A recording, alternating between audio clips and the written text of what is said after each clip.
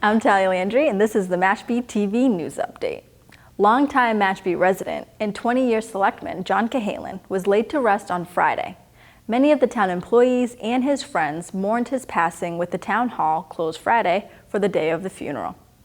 John was a longtime fixture in the Mashpee politics and served the community right up to his last days. The other 4 serving selectmen created a proclamation honoring Cahalan shortly before his passing, naming him the Dean of Selectmen. To the town of Mashpee.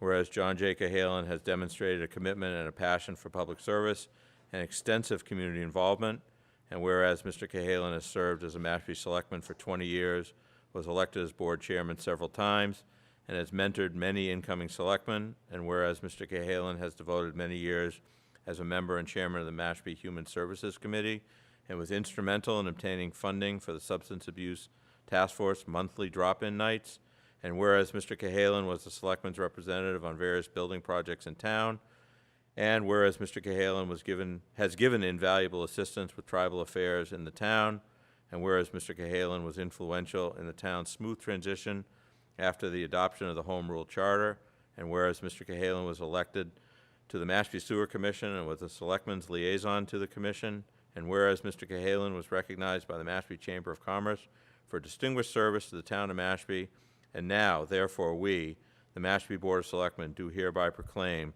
John J. Cahalan as the honorary Dean of the Mashpee Board of Selectmen, and encourage all residents of Mashpee to join in celebration. A special election will likely be held in the fall to fill Cahalan's seat on the Board of Selectmen. In other news from the town hall, the cell tower application was once again scheduled to be heard by the planning board on Wednesday. But the lawyer representing Blue Sky Towers, too, requested that the application for the cell tower be withdrawn without prejudice. The reason cited by the Blue Sky Tower 2 lawyer was their request to have the full board hear the application. And with the 2 new members of the board recently elected, they need to hear the full presentation before making a decision. The withdrawal without prejudice allows Blue Sky Towers, too, to reapply whenever they are ready. The representative of the company said that they would reapply within the next week. Stay tuned to Mashpee Government TV on Comcast Channel 18 for future hearings on the cell tower application. And remember, all the televised meetings at Town Hall are also streamed live through the town's website. Some boards and committees are scrambling to get articles ready for the fall town meeting.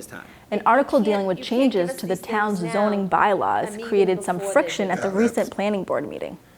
There never seems to be an appropriate time, is my only point. Why don't you bring it up, Evans, then you see if it was appropriate time. You never brought it up when you talk about. Dennis, I'm always trying to bring these things up. I mean, you're bringing this in the back door. This has been on the agenda. You've been talking about it with the wrong board. This has been on the agenda for months, and to be clear. No, I'm going to say something. This has been on the agenda for months because of this, and you have said nothing about reporting to us for months and months and months. Reporting to whom? Updates from town planner. It was put on there specifically to hear what's going on with changes to zoning. Yes, I've had it on there, and you have said nothing about, reported nothing to us. And here we are again, 2 meetings before the deadline, and I'm hearing multifamily housing in the town. Yeah. By another board that hasn't even told us that they're working on. To be clear, the EDIC has invited me to discuss this, and this is going to be my pitch to them. There's no coercion here. When did they invite you? When? When? Today. Today. Today. So how can they expect to bring a zoning article when there's only 1 week, 2 weeks? I asked the The chair deadline for what articles the is topic July was, and they 8th. didn't tell me. I work on A other retirement items that ceremony aren't- was held for Peggy Geary, a 45-year employee of the town of Mashpee. Mrs. Geary ran the Kids Club preschool from its inception 40 years ago. Of the Kids Club Preschool and Child Care Center in the town of Mashpee. In appreciation for your lifelong dedication to education, for believing in children, for guiding through example, for inspiring with passion, for living through loving, for leaving an indelible mark on the future lives and touching the human soul. You have made all the difference. July of 2019. There you go.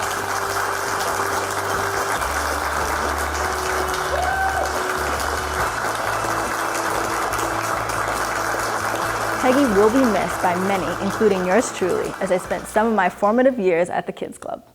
2 prominent Mashpee residents were given special recognition by the Historic Commission at the first annual Historic Preservation Awards held at the Mashpee Archives last Saturday. The awards went to Frank Lord and Earl Mills Sr. Frank Lord is well known to many as the old schoolhouse master. In that role, he gave many lectures and demonstrations at the old schoolhouse, especially to grade school students. Earl Mills Sr., also known as Chief Flying Eagle, was chief of the Mashpee Wampanoag tribe and former owner and chef of the Flume restaurant. The Mashpee Rec will be hosting Mashpee's annual community picnic and fireworks on July 1st at the Mashpee Middle High School. Family fun will begin at 5 p.m. with a variety of games, entertainment, and more. JP's Twisted Barbecue and Grill will be serving wings and grilled pizza with sauces made by Mashpee's own Knockabout Brewery.